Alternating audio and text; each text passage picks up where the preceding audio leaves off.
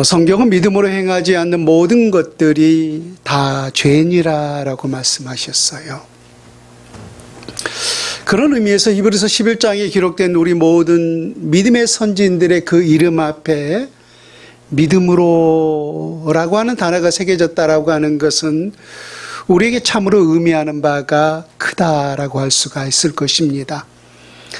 그래서 믿음으로 아벨은, 믿음으로 에녹은, 믿음으로 노아는, 믿음으로 아브라함은, 그리고 믿음으로 이삭은, 또 오늘 본문에 있는 야곱 역시 믿음으로 야곱은 하면서 우리 모든 믿음의 선진들은 이 땅에서 우리 하나님께서 주시는 그 믿음으로 살아냈던 사실을 볼 수가 있습니다. 그래서 믿음이라고 하는 것은 단순한 하나의 이론이 아니라 우리가 살아내야 할 삶이라고 하는 것입니다. 그런 사실을 우리가 구체적으로 살펴보기 위하여서 히브리서 11장에 기록된 우리 모든 믿음의 선진들의 모습을 한 사람씩 살펴보고 있습니다. 지난주 이삭은 믿음으로 자녀를 축복했다라고 있는데 오늘 본문에 나오는 야곱 역시 믿음으로 그의 자손들을 축복했다라고 기록하고 있습니다. 오늘 본문의 말씀을 그 이해를 돕기 위해서 지난주 먼저 말씀을 드렸던 그 이삭의 믿음을 먼저 한번 생각해 봅니다. 이삭의 두 아들이 에서와 야곱 있죠. 비록 그들은 쌍둥이로 태어났지만은 에서가 먼저 태어났기 때문에 장자권은 에서에게 있었던 것이죠. 그래서 그의 아버지 이삭이 이제 죽기 전에 누구에게 장남이었던 또 장자권을 가지고 있었던 이 에서에게 마지막 그 장자권에 대한 축복을 행하는 것을 볼 수가 있습니다. 그러나 그 결과를 우리가 잘 알고 있듯이 이삭은 에서에게 그 장자권에 대한 축복을 한다라고 했지만 실제 그 축복은 누가 누리게 됐죠? 그의 동생이었던 야곱이 그 장자권에 대한 축복을 받게 되었던 거죠. 그 이유는 바로 형 에서를 속이고 또 야곱을 속임을 통하여서 소위 말하면 그 장자권에 대한 축복을 갈취했다라고도 볼 수가 있죠. 근데 참 우리가 이해가 되지 않는 부분은 나중에 그러한 축복을 했던 이 이삭이 그 야곱이 아버지를 속이고 형을 속임을 통하여서 이 장자권에 대한 축복을 가로챘다라고 하는 이 사실을 알면서도 그 축복에 대한 내용을 결코 거둬들이지 않았다라고 하는 거예요.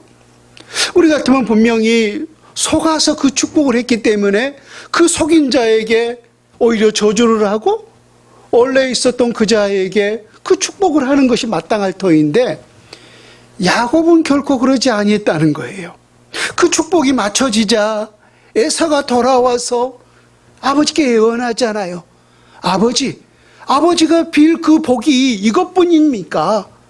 나에게도 그러한 축복을 좀 해주세요 라고 울며 불며 애원했지만은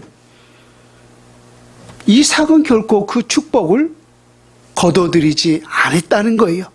자기의 실수로 야곱에게 그 축복이 갔다라고 하는 사실을 알았음에도 불구하고 결코 그 축복을 거둬들이지 않았다는 거예요. 그리고 오늘 히브리서 기자는 그 야곱에게 행한 축복을 믿음으로 행했다라고 기록하고 있어요.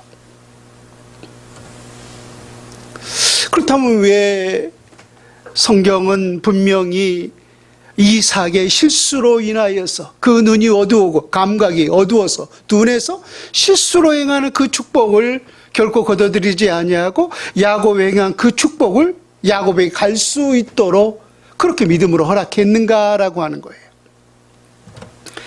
히브리서가 힌트를 주고 있죠. 이 이삭의 야곱과 에서에 대한 축복은 단순한 자녀에 대한 축복이 아니라 장차 있을 일에 대한 축복이었기 때문에 말입니다. 이어서 장차 있을 일에 대한 축복이라고 하는 것은 결국은 메시아에 대한 예언이었던 거죠. 성경을 보면 예수 그리스도는 이 땅에 에서의 후손을 통하여서 오게 되었습니까? 아니면 야곱의 후손을 통하여서 오게 되었습니까? 이미 그의 뱃속에 있을 때부터 어머니 리브가를 통해서 하나님의 예언이 임하였죠. 큰 자가 어린 자를 섬기리라 라고 말입니다. 그래서 분명히 이삭은 실수였지만은, 이삭이라고 하는 사람은 실수로 인한 것이었지만은, 하나님은 우리 인간의 그 실수까지라도 하나님의 선한 역사를 위해서 선용한다는 사실을 우리가 알 수가 있습니다. 그래서 이삭은 분명히 자기가 실수로 잘못된 축복이었다라고 하는 사실을 알면서도 그것이 하나님의 선한 뜻이었기 때문에 결국 그 축복을 거둬들이지 아니했던 거예요. 그래서 하나님의 그 이삭의 그런 모습을 보면서 이것이 바로 이삭의 믿음이었다라고 평가해 주고 있는 것을 볼 수가 있습니다. 그런데 오늘 우리가 야곱의 믿음을 살펴볼 터인데, 지난주 말씀드렸던 이 이삭의 믿음에 대한 내용이 실상은 야곱을 통하여서 실은 재판되고 있는 사실을 볼 수가 있어요. 다시 말하면은 이삭이 그의 자녀에 대한 축복을 행했듯이 오늘 그러한 축복을 받았던 야곱 역시 그의 자손에게 이러한 축복을 행하고 있다라고 하는 거예요.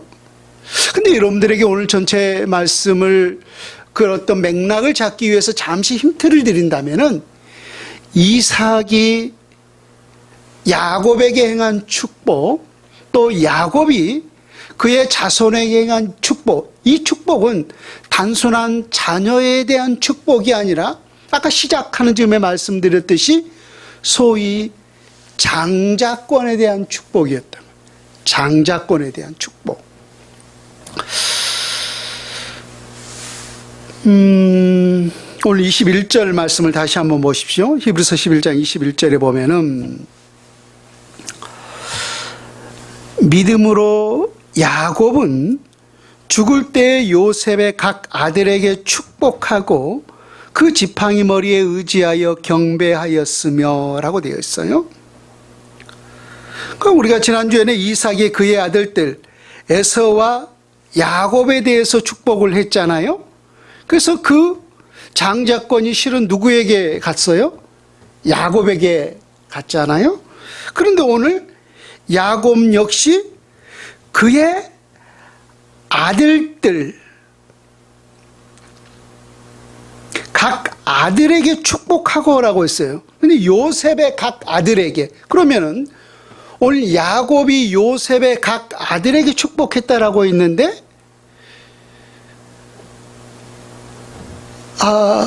이 야곱에게 있어서 요셉의 각 아들들은 어떤 관계예요? 소위 요셉이 아들이고 또 그 요셉의 아들들이니까 야곱에게 있어서는 손주가 되겠죠. 손주가 돼요. 그래서 오늘 이 야곱이 그 손주들에게 축복을 했는데, 그 손주들은 므낫세와 에브라임이죠. 므낫세가 장자고 또 에브라임이 차자니까 그 자녀들에게 축복을 했는데, 그 축복을 야곱은 믿음으로 행했다는 거예요. 믿음으로. 야곱이 그 믿음으로 행한 축복의 내용이 창세기 48장에 담겨 있어요. 우리 실제로 창세기 48장에 가서 야곱이 도대체 어떠한 축복을 행했길래 요셉의 아들인 므낫세와 에브라임에게 축복을 했는데 왜 그것을 믿음으로 축복을 했다라고 했을까? 창세기 48장 8절에서부터 조금 깁니다마는 20절까지 구약성경 77페이지 창세기 48장 8절에서부터 이 야곱이 또 다른 이름이 이스라엘이잖아요. 그래서 이 이스라엘이 도대체 어떻게 그의 손주들에게 축복하고 있는가? 그리고 왜 이것을 성경은 믿음으로 축복했다라고 했는가? 여러분들 읽으면서 그런 궁금증을 가지고 한번 생각해 보시기 바랍니다. 제가 대표로 읽습니다. 8절부터 이스라엘이, 여기서 이스라엘은 야곱을 말하고 있는 거죠. 바꿔서 야곱이 요셉의 아들들을 보고 이르되 이들은 누구냐? 요셉이 그의 아버지에게 아뢰되 이는 하나님이 여기서 내게 주신 아들들이니이다. 아버지가 이르되 그들을 데리고 내 앞으로 나오라. 내가 그들에게 축복하리라. 이스라엘의 눈이 나이로 말미암아 어두워서 보지 못하더라. 요셉이 두 아들을 이끌어 아버지 앞으로 나아가니 이스라엘이 그들에게 입맞추고 그들을 안고 요셉에게 이르되 내가 내 얼굴을 보리라고는 생각하지 못하였더니 하나님이 내게 내 자손까지도 보게 하셨도다. 요셉이 아버지의 무릎 사이에서 두 아들을 물러나게 하고 땅에 엎드려 절하고 오른손으로는 에브라임을 이스라엘의 왼손을 향하게 하고 왼손으로는 므낫세를 이스라엘의 오른손을 향하게 하여 이끌어 그에게 가까이 나아가매 이스라엘이 오른손을 펴서 차남 에브라임의 머리에 얹고 왼손을 펴서 므낫세의 머리에 얹으니, 지금 그 내용을 여러분 이해하시죠? 지금 축복하고 있는데 지금 거꾸로 하고 있는 거죠. 므낫세는 장자라도 팔을 엇바꾸어 얹었더라.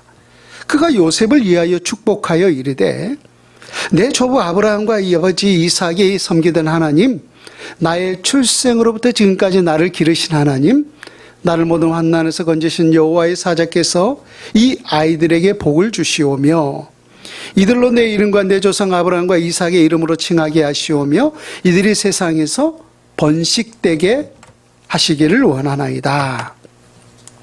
17절, 요셉이 그 아버지가 오른손을 에브라임의 머리에 얹은 것을 보고 기뻐하지 아니하여 아버지의 손을 들어 에브라임의 머리에서 므낫세의 머리로 옮기고자 하여 그의 아버지에게 이르되 아버지여 그리마옵소서. 이는 장자이니 오른손을 그의 머리에 얹으소서 하였으나 그의 아버지가 허락하지 아니하며 이르되 나도 한다 내 아들아 나도 한다.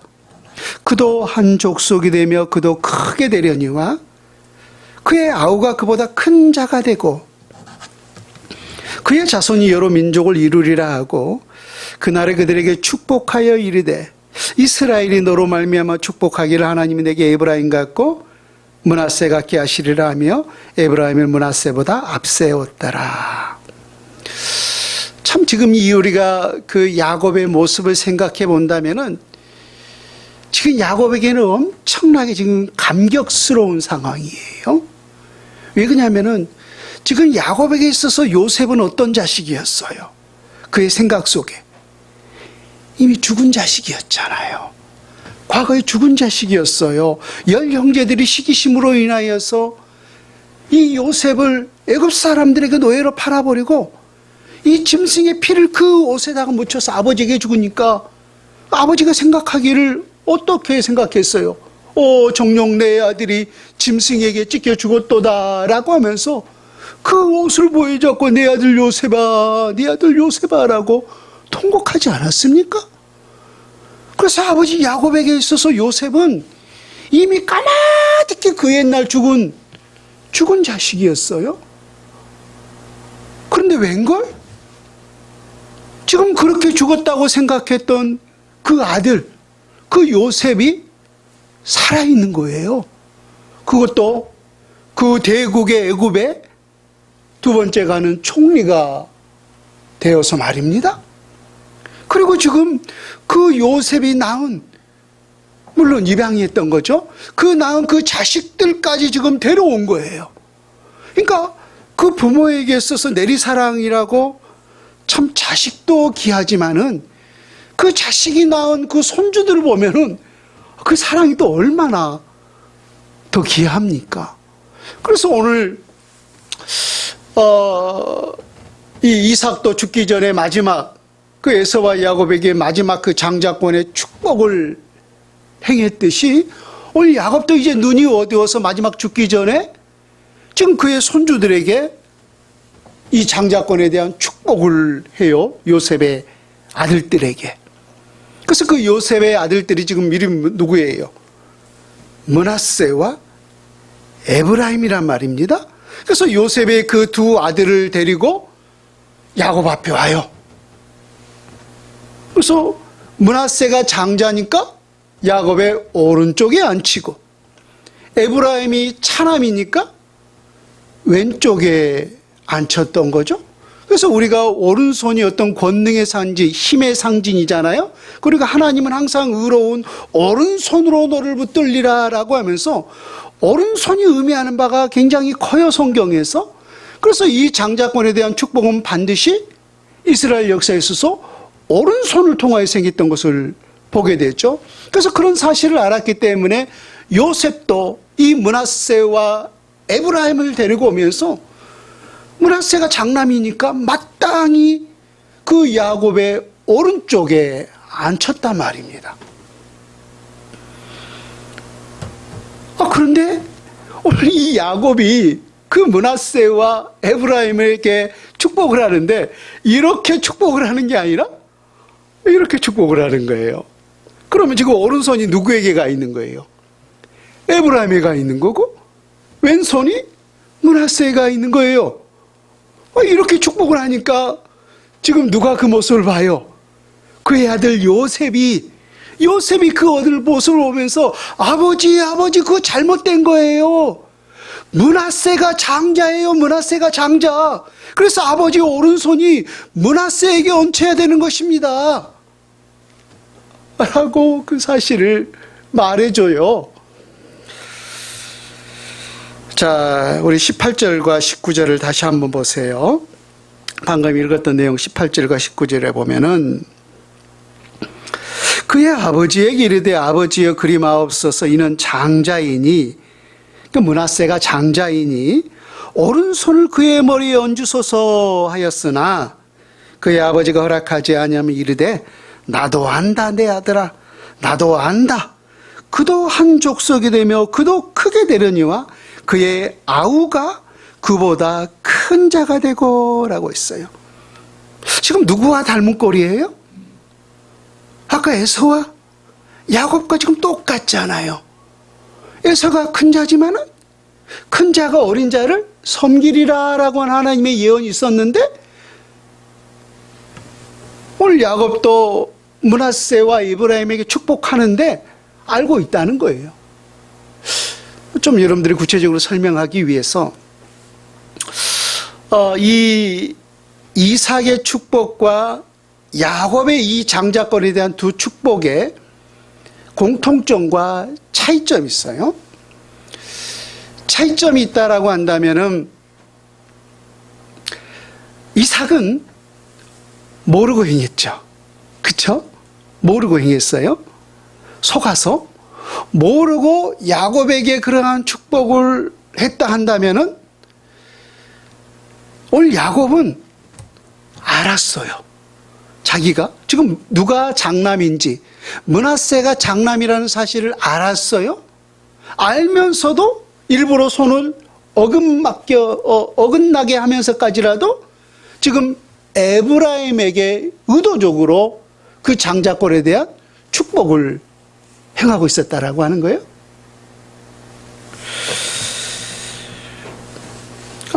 근데 공통점을 말한다면은, 이 장자의 축복권은 일반적으로 지금 혈통적으로 장자가 받는 거잖아요. 혈통적으로 지금 장자가 받는데, 오히려 그 장자의 축복이 장자에게 간 것이 아니라 차자에게 가고 있다는 거예요. 그러니까 방금 말했듯이 그 장자에 대한 축복이 에서가 장자이기 때문에 에서에게 가는 것이 마땅하지만은, 이삭은 차남인 야곱에게 그 장자의 축복을 했던 사실을 볼 수가 있고, 오늘 야곱 역시 므낫세가 장자였지만 므낫세에게 그 장자의 축복을 하는 것이 아니라 차남이었던 에브라임에게 이 장자의 축복권을 행하는 것을 볼 수가 있다라고 하는 거예요. 그렇다면 야곱은 혈통적으로 이 장자의 축복이 므낫세에게 간다라고 하는 사실을 알았어요, 몰랐어요? 알았잖아요. 아까 요셉이 아버지 잘못됐어요 라고 했으니까 나도 안다. 나도 그 사실을 알고 있다라고 말하지 않습니까? 그래서 이 혈통 쪽으로 장자에게 간다라는 사실을 알았어요. 그렇다면 왜 알았음에도 불구하고 의도적으로 손을 엇바꾸어서 장자인 므낫세에게 축복하는 것이 아니라 차남인 에브라임에게 이 장자의 축복을 행했느냐라고 하는 거예요.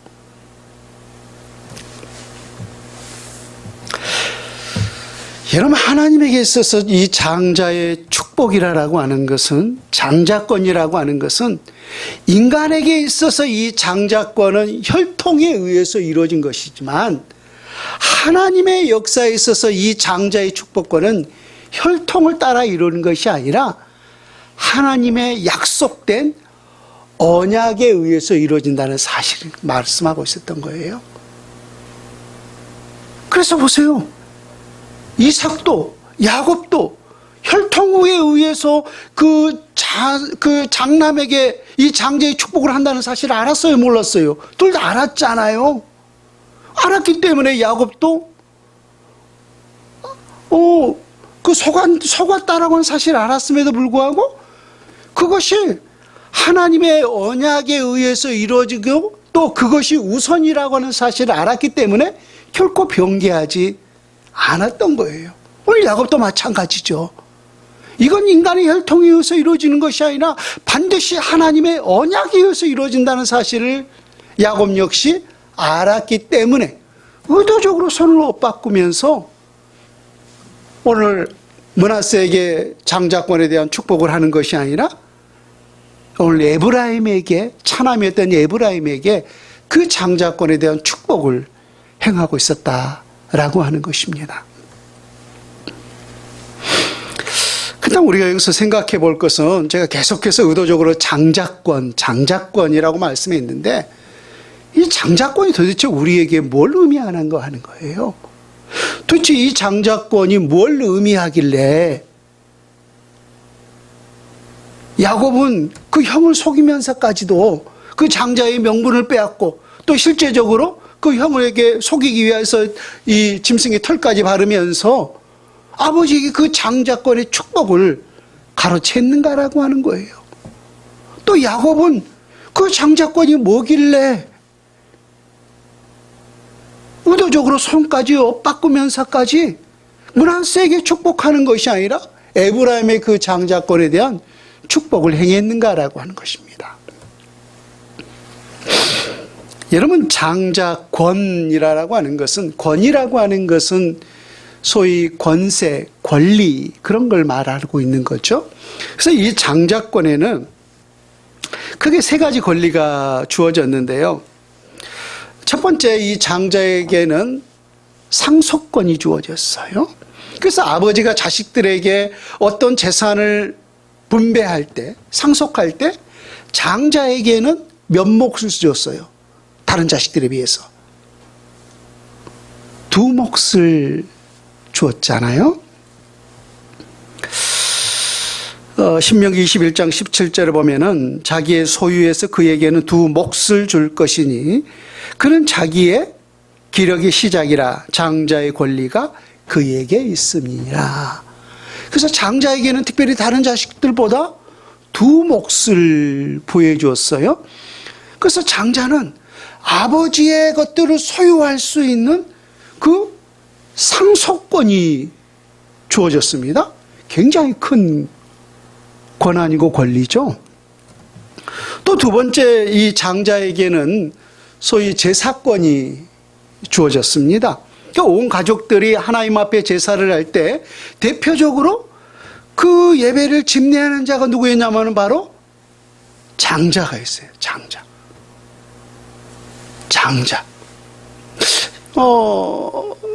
우리 그 유교 사상, 우리 전통 종교가 하나의 불교, 또 유교라고도 볼 수 있지 않습니까? 그러니까 이 유교 사상에도 보면은 실은 그와 같은 것들이 좀 뿌리 내려 있는 것을 볼 수가 있어요. 그래서 어떤 우리가 그 가문을 보았을 때 그 종손이라고 하는, 여러분 그 뜻을 아시죠? 그래서 그 가문 같은데 그 어떤 대를 이어가는 그 사람을 일컬어서 이 사람이 우리 가문의 종손이야 라고 하는 말을 해요. 근데 그 종손에게 여러분 어떤 권리가 주어지냐면은 가장 큰 권리가 뭐냐면은 실상은 제사권이에요. 제사권. 그래서 예전에 그 유교 사상에 따라서 그 조상들에게 어떤 묘를 찾거나 혹은 함께 이렇게 제의를 드리지 않습니까? 그래서 그 제의를 누가 집례하냐면은 바로 그 종손이 그 제사를 집례해요. 그러니까 이와 비슷하게 오늘 이 하나님의 백성들에게 있어서 이 장자에게도 제사할 수 있는, 하나님 앞에 제사를 드릴 수 있는 그 제사의 권한이 바로 이 장자에게 주어졌던 사실을 볼 수가 있어요. 세 번째 권리가 뭐냐면은 통치권이에요. 그러니까 뭐 우리도 그런 가족들에게 그런 일들이 있었을 때 어떤 대소사의 어떤 문제들이 있었지만은 최종적으로는 누가 그 결정을 해요? 장남이 하잖아요. 장남이. 그쵸? 그래서 마찬가지였어요. 그래서 여러 자녀들이 있지만은 어떤 대소사의 모든 일들을 최종적으로 누가 권한을 가지고 내리냐면은 바로 장남이에요. 장남. 그래서 이 장자에게는 바로 온 가족을 통치하고 다스릴 수 있는 이 장자권이 부여해지는 걸 볼 수가 있어요. 자, 그럼 다시금 정리합니다. 장자권. 장자권이 왜 그렇게 중요한가라고 생각해 보았더니 이 장자에게는 세 가지 권리가 주어진다라고 했어요. 첫 번째는 아버지의 소유를 받을 수 있는 상속권, 또 온 가족을 대표해서 하나님 앞에 제사를 지낼 수 있는 제사권, 또 세 번째 온 가족을 통치하고 다스릴 수 있는 통치권이 주어졌던 거죠. 그런데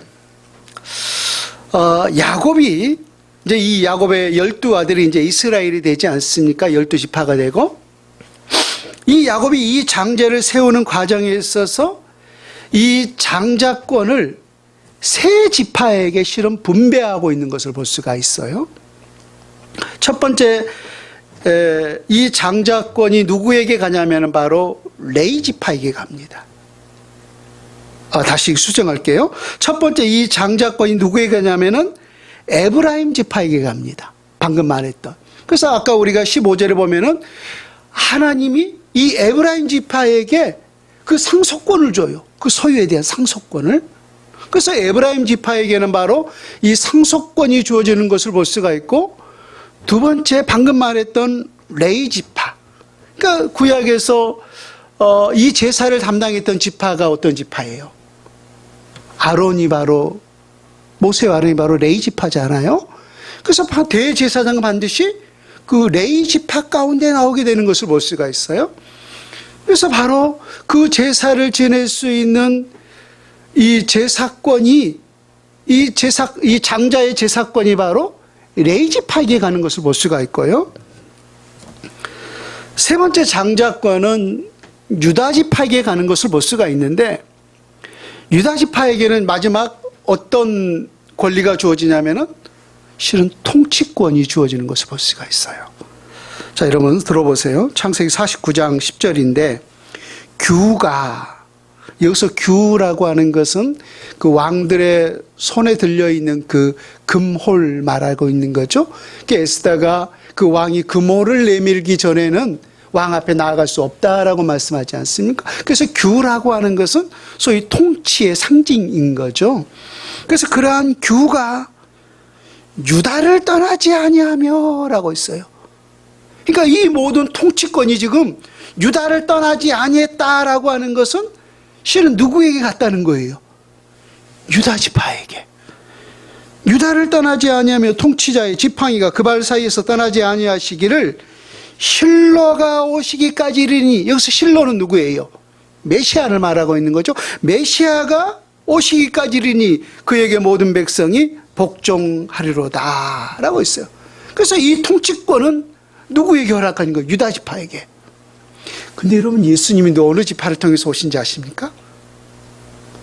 유다 지파를 통해서 오셨어요. 만 백성들을, 만민을 통치하는 그 통치권을 가지고 오셨던 예수 그리스도께서 유다 지파를 통해서 오셨다는 거예요. 이런 마태복음 1장에 뭐로 시작하고 있죠? 아브라함과 예수 그리스도의 계보라, 족보라. 그래서 아브라함이 이삭을 낳고, 이삭이 야곱을 낳고, 야곱이 누구를 낳고 해요? 유다를 낳고 해요. 유다를 낳고. 유다는 다말에게서 베레스와 세라를 낳고, 그리고 마지막에 실로가 오시기까지 일하고 있는데, 그 아브라함부터 시작해서 마지막에 누가 와요? 예수 그리스도가 나시니라 라고 성경이 기록하고 있습니다. 그래서 이 모든 통치권은 유다 지파에게 주셨던 거예요. 유다 지파에게. 그래서 이 이스라엘의 12지파 가운데 이 장자권은 에브라임 지파. 에브라임 지파에는 바로 상속권이 주어졌고, 그리고 레위 지파. 레위 지파에게는 제사권이 주어지고, 마지막에 유다 지파. 이름이 막 계속해서 나오니까 저도 헷갈리네요. 정신 안 차리면 저도.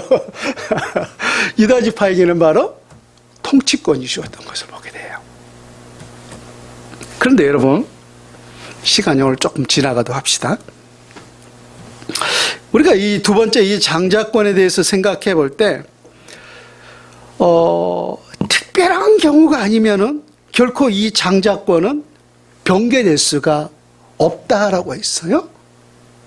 그러니까 특별한 사유가 아니면은 한 번 주어진 그 장자권은 계속해서 유지될 수밖에 없었던 거예요. 그런데 그 특별한 경우가 뭐냐? 그 제외될 수 있는 그 특별한 경우가 뭐냐면은 그 장자가 사망했을 때, 어쩔 수 없는 거죠. 죽어버렸는데, 없는데. 그 죽어버렸을 때 그 다음 차남에게 그 장자권이 갔던 거고, 두 번째 예외가 있었는데 심각한 죄를 범했을 때, 하나님 앞에 심각한 죄를 범했을 때 역시 그 장자권이 박탈당하는 볼 수가 있어요. 그 세 번째는 아까 우리가 그 이삭을 통하여서 또 야곱을 통하여서 보았듯이 하나님의 구속적인 특별한 섭리가 있었을 때, 그렇잖아요. 하나님의 특별한 섭리가 있었을 때 역시 그 장자권이 바꿔지는 것을 볼 수가 있어요. 자, 그 예를 우리 히브리서 12장을 통해서 한번 살펴봅니다. 히브리서 12장, 우리 본문 성경 한 장만 넘겨서 히브리서 12장 16절 말씀을 한번 보십시오. 신약성경 367페이지 어간에 히브리서 12장 16절과 17절 말씀. 자, 아까 우리가 보면은 두 번째 보면은 장자가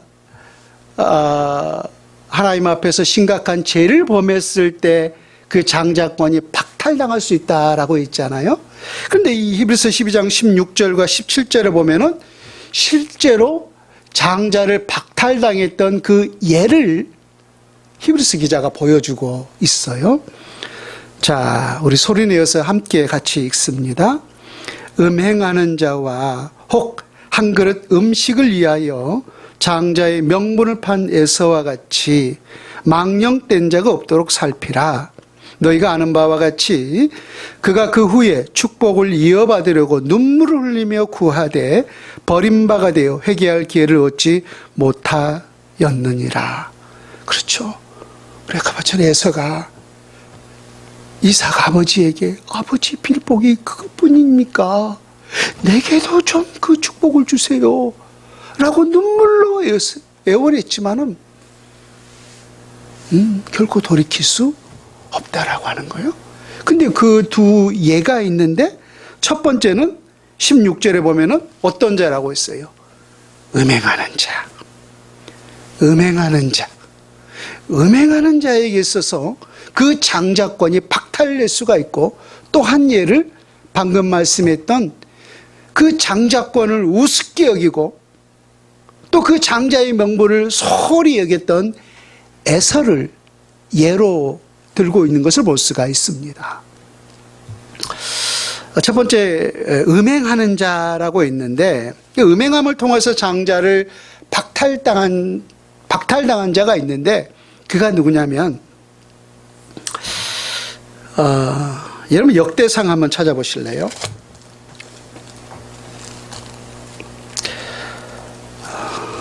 역대상 5장 1절에 보면은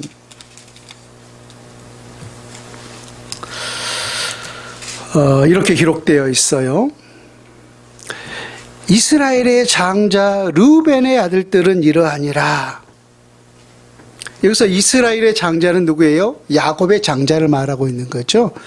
야곱의 장자 르우벤의 아들들은 이러하니라. 르우벤은 장자라도 그의 아버지의 침상을 더럽혔으므로 장자의 명분이 이스라엘 아들 요셉의 자손에게로 돌아가서 족보에 장자의 명분대로 기록되지 못하였느니라. 야곱의 12아들 가운데 그 차서를 여러분들이 다 기억하지 못한다 할지라도 장자는 알잖아요. 누구예요? 르우벤이지 알아요. 르우벤. 그러면은 혈통적으로 보았을 때 그 장자에 대한 축복권이 누구에게 가는 것이 마땅해요? 르우벤에게 가는 것이 마땅하잖아요. 그런데 하나님은 그 르우벤에 가야 할 그 장자권을 뺏어서 요셉의 아들들, 아까 말했던 에브라임에게 그 장자의 축복을 바꿔서 줘버린 거예요. 처음에는 그 장자의 권리가 누구에게 있었던 거예요? 르우벤에게 있었던 거잖아요. 왜 뺏겼어요? 왜 박탈당했어요? 르우벤은 장자라도 그의 아버지의 침상을 더럽혔으므로 라고 했어요. 그러니까 아버지의 아내가 누구죠? 어머니잖아요. 물론 다른 어머니지만 그 어머니를 더럽힌 거예요. 큰 친상간이었던 거죠. 그러니까 이러한 심각한 범죄를 저지름을 통하여서 그 르우벤의 그 장자권 하나 뺏어버렸던 거예요. 창세기 49장 3절과 4절에 여러분 가서 찾아보세요. 그래서 그는 뭐 기력이 탁월하다마는 하면서 그는 남자답고 뭐 장남다운 그 모든 것들을 외적으로는 다 갖췄어요. 다 갖췄지만은 그런 심각한 죄를 범했기 때문에 그 장자권을 박탈당했던 거예요. 그래서 그걸 뺏어다가 요셉의 아들은 오늘 본문 말씀했던 에브라임 지파에게 그 장자권을 물려줘버리고 말았던 거죠. 세 번째, 우리가 이 장자권에 대해서 생각해 봤을 때 이 장자권이 그렇다면 오늘 우리에게 실제적으로 영적으로 의미하는 바가 뭐냐는 거예요. 그들은 그렇다 치고 하나님의 말씀은 영원한 거잖아요. 그게 그들에게만 해당되는 것이 아니라 그 장자권에 대한 축복은 하나님의 말씀은 영원 무궁한 것이기 때문에 역시 오늘 우리에게도 해당될 수 있다라고 하는 사실을 말씀하고 있는 거죠. 이것이 없다면 단지 역사에 불과한 것뿐 아니겠습니까? 자, 보세요. 하나님이 처음 우리 인간을 창조하실 때 그 처음 사람이 누구였어요? 아담이죠. 처음 우리 인간을 창조하실 때 그 인간에게 어떠한 복을 허락하셨냐면은, 어떠한 존재로 우리를 창조하셨냐면은 하나님의 장자로 우리를 창조하셨어요. 하나님의 장자로. 그래서 첫 사람 아담은 장자예요. 장자. 그래서 보세요. 그 장자에게는 어떤 권한이 주어진다라고 했어요? 상속권, 제사권, 통치권이 주어진다라고 했잖아요. 그래서 우리가 그 에덴 동산을 한번 생각해 봐요. 하나님이 아담을 그 장자로 세우실 때 이 장자에 대한 권한을 다 주셨어요. 누구에게? 바로 이 아담에게. 그가 소유로 받은 것이 뭐예요? 에덴 동산. 그거 하나님 소유로 받은 거잖아요. 소유권이잖아요. 우리 하나님의 나라와 같은 것 아닙니까? 에덴 동산 자체가? 또 그가 하나님과 건의로써요. 오늘도 우리가 이처럼 하나님과 예배할 수 있는 것은 이 영적인 예배권, 이 제사권을 우리에게 허락해 주셨기 때문 아닙니까? 우리는 왕같은 제사장이잖아요. 그래서 그 에덴 동산에서 역시 그 제사권이 주어졌기 때문에 하나님과 거닐면서 하나님을 예배하는 삶을 살았어요. 누가? 장자였던 아담이 말입니다. 그리고 특별히 여보 보세요. 그에게 엄청난 통치권을 주셨어요. 그 당시에 아담만 있었던 게 아니잖아요. 모든 동물들도 있었어요. 근데 그 모든 동물들의 이름을 누가 지어줬습니까? 하나님이 지었습니까? 아담이 지었습니까? 아담이 지었어요. 사자라, 호랑이라, 뱀이라. 이름을 짓는 모든 것이 그 존재가 되어버린 거예요. 그리고 그 모든 짐승들이 실은 다 누구의 통치에 굴복했어요? 그 사자가 아담을 물었습니까? 아니잖아요. 그 통치에 굴복했어요. 왜 그랬어요? 하나님이 아담에게 그러한 통치권을 부여해 주셨기 때문이었던 거예요. 그래서 아담은 장자로서 하나님 에덴 동산에서 이와 같은 장자로서 이 모든 이 세 가지 권한을 다 주었고 그 모든 것을 다 누렸단 말입니다. 근데 우리가 아까 말했듯이 심각한 죄를 범했을 때 그 장자권이 박탈당할 수 있다라고 했죠. 근데 그 아담의 그 장자권이 계속 유지됐습니까? 아니면은 아담이 그 장자권을 박탈당하고 말았습니까? 에덴 동산에서 쫓겨났잖아요. 왜 쫓겨났죠? 하나님 앞에 심각한 범죄를 일으킴으로 말미암아 말입니다. 그래서 그 장자권을 아담은 실은 죄 때문에 박탈당하고 말았던 것입니다.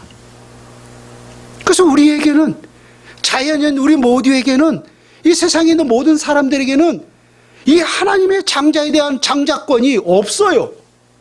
왜?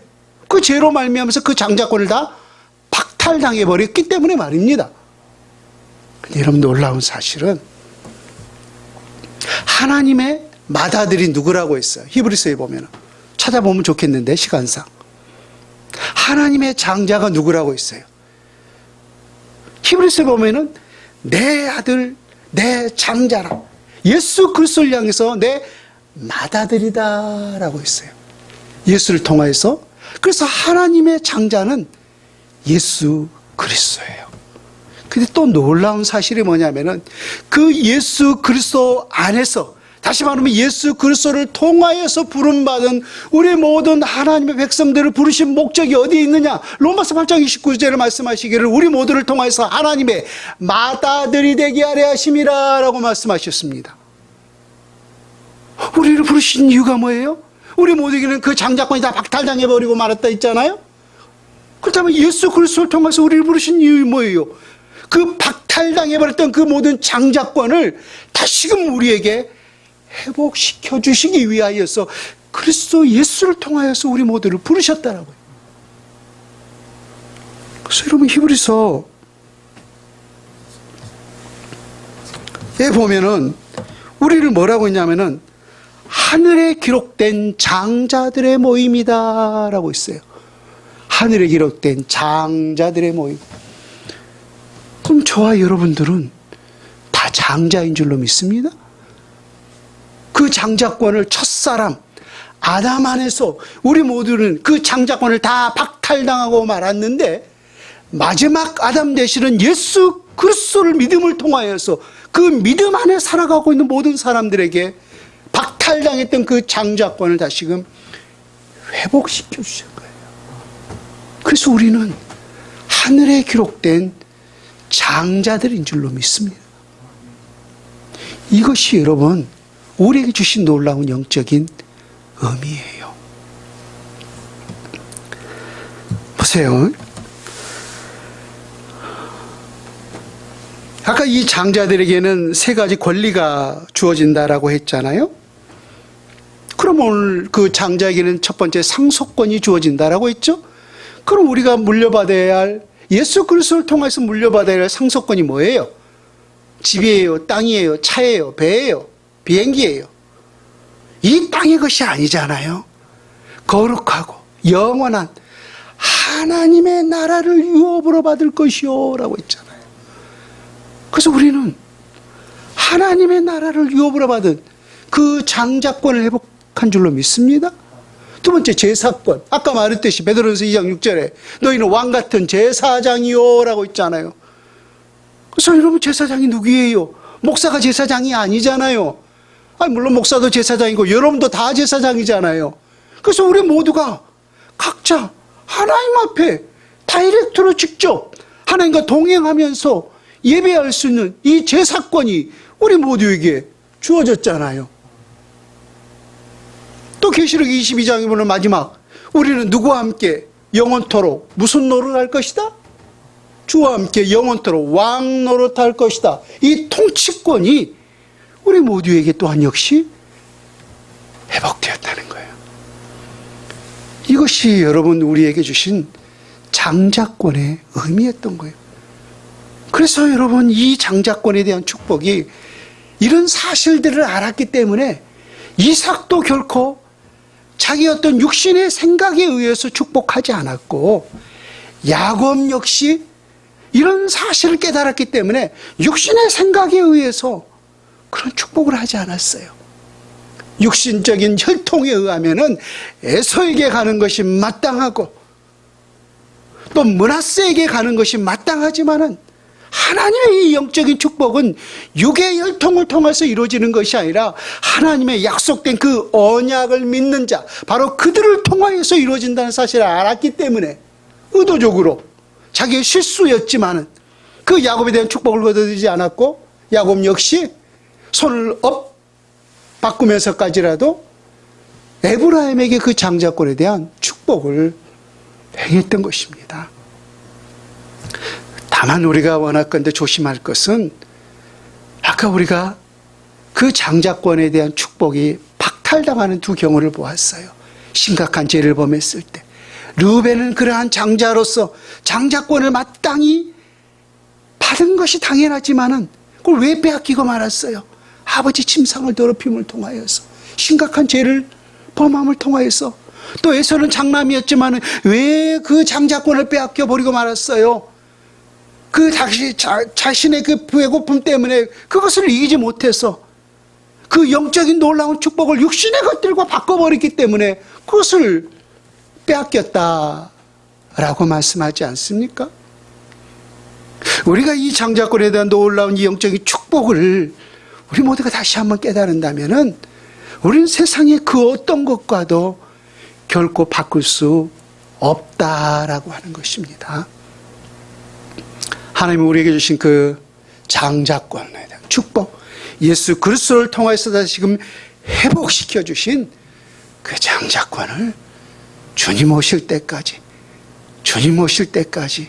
우리가 기도와 말씀을 통하여서 함께 유지하며 갈 수 있는 그런 은혜가 우리 모두에게 있기를 주 예수님의 이름으로 축원을 드립니다.